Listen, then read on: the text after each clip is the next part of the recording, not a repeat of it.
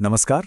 कभी सोचा है कि भगवान शिव की सिर्फ एक तस्वीर, एक छवि में पूरा का पूरा ब्रह्मांड कैसे समा सकता है? आज हम इसी रहस्य से पर्दा उठाने वाले हैं। एक ऐसी यात्रा पर चलेंगे जहां हर प्रतीक, हर चिन्ह एक बहुत ही गहरी कहानी सुनाता है। और ये सवाल ये सिर्फ कहानियों का हिस्सा नहीं है। ये इस बात को समझने की कोशिश है कि आखिर एक ही देवता, एक ही समय में एक शांत तपस्वी कैसे हो सकते हैं, और दूसरी तरफ पूरे ब्रह्मांड को अपनी उंगलियों पर नचाने वाले नटराज भी। सच में ये सृजन और विनाश का एक अद्भुत संगम है। और देखिए, यहीं पर शिव के स्वभाव का सबसे बड़ा, कह सकते हैं, पैराडॉक्स सामने आता है। एक तरफ वो है परम योगी, एकदम शांत, स्थिर, और दूसरी तरफ ब्रह्मांड की सबसे शक्तिशाली ऊर्जा का स्रोत। और इसी विरोधाभास में उनकी पूरी कहानी, उनका पूरा सार छिपा हुआ है। तो चलिए इन प्रतीकों की इस पहेली को सुलझाना शुरू करते हैं। और शुरुआत कहां से करें?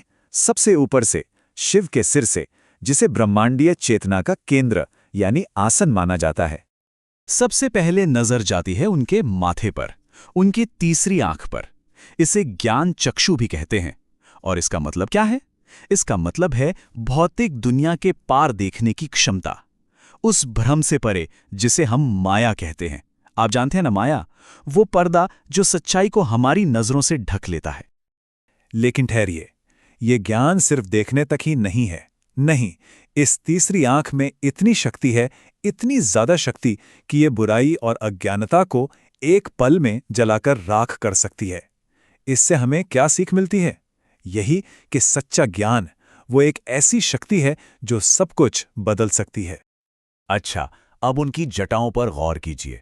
ये सिर्फ उलझे हुए बाल नहीं हैं, बिल्कुल नहीं।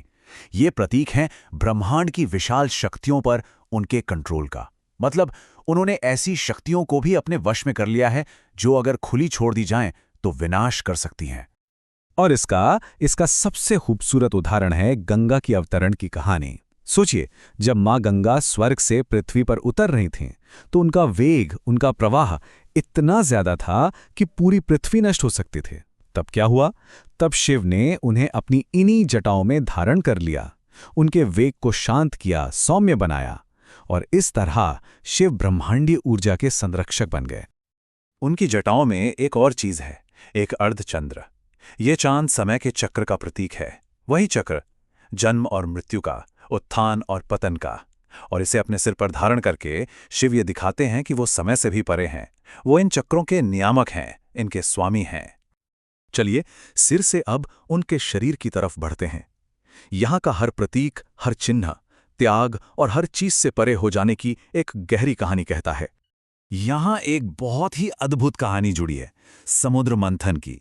जब देवताओं और असुरों ने समुद्र का मंथन किया तो उसमें से निकला हलाहल विष, इतना घातक विष कि पूरा ब्रह्मांड खत्म हो सकता था। तब इस ब्रह्मांड को बचाने के लिए शिव ने उस विष को पी लिया, लेकिन उसे अपने पेट में नहीं उतारा, बल्कि अपने कंठ में, अपने गले में ही रोक लिया। इससे उनका गला नीला पड़ गया और तभी से वो नीलकंठ कहलाए। ये उनके महान बलिदान की निशानी है।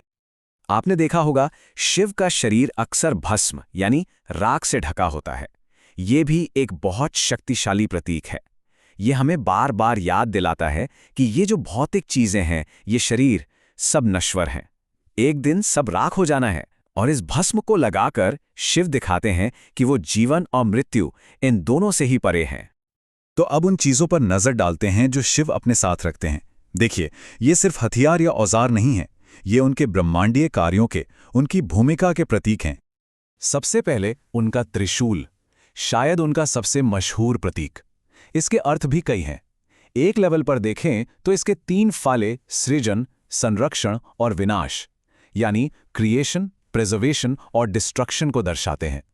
और एक दूसरे गहरे लेवल पर यह प्रकृति के 3 गुणों का प्रतीक है, सत्व यानी शुद्धता, रजस यानी गतिविधि और तमस यानी जड़ता। त्रिशूल यह बताता है कि इन तीनों पर शिव का पूर्ण नियंत्रण है। और उनके त्रिशूल से बंधा है उनका डमरू, ये भी उतना ही जरूरी है। माना जाता है कि जब शिव डमरू बजाते हैं तो उससे ओम की ध्वनि निकलती है।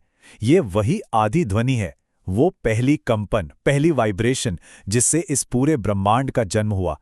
कह सकते हैं ये इस यूनिवर्स की रिदम है, इसकी लय है। तो अब तक हमने उनके साकार यानी उनके भौतिक रूप की बात की। चलिए अब इससे भी आगे बढ़ते हैं और उनके सार को, उनके अस्तित्व को समझने की कोशिश करते हैं, जो निराकार है, जिसका कोई रूप नहीं, जो अनंत है। उनका निवास स्थान कहाँ है? हिमालय। ये जगह उनके तपस्वी स्वभाव को बिल्कुल ठीक दर्शाती है। एक ऐसी जगह जो सांसारिक मोहमाया से एकदम दूर है, लेकिन इस दूरी के बावजूद वो हमेशा ब्रह्मांड के कल्याण में ही लीन रहते हैं। और आखिर में शिवलिंग, उनकी पूजा का सबसे प्रमुख केंद्र। ये समझना बहुत जरूरी है कि ये कोई मूर्ति नहीं है, बल्कि उनका एक अमूर्त, एक एब्स्ट्रैक्ट रूप है। इसे प्रकाश का एक ऐसा ब्रह्मांडीय स्तंभ माना जाता है जिसका ना कोई शुरू है, ना कोई अंत। ये उनके उसी निराकार अनंत स्वरूप और उनकी सृजनात्मक शक्ति का प्रतीक है। तो सवाल उठता है कि इन सभी प्रतीकों का, इस पूरी कल्पना का आखिर उद्देश्य क्या है? देखिए, ये सभी चीजें ध्यान और भक्ति के लिए एक फोकस पॉइंट का काम करती हैं। ये भक्तों को शिव के अलग-अलग आयामों को समझने में गाइड करती हैं, उनके व्यक्तिगत रूप को, उनके ब्रह्मांडीय रूप को और उनके सबसे परे अलौकिक रूप को भी। तो हमने देखा कि कैसे शिव की सिर्फ एक छवि में पूरे ब्रह्मांड का दर्शन, पूरी फिलॉसफी छिपी हुई है, और ये हमें एक बहुत ही गहरे सवाल पर लाकर खड़ा कर देता है। अगर एक छवि पूरे ब्रह्मांड का प्रतीक बन सकती है, तो वो कौन से प्रतीक हैं जो हमारे अपने जीवन को परिभाषित करते हैं? हम अपने जीवन में किन चीजों का, किन मूल्यों का प्रतिनिधित्व करते हैं? इस पर जरूर सोचिएगा। शुक्रिया।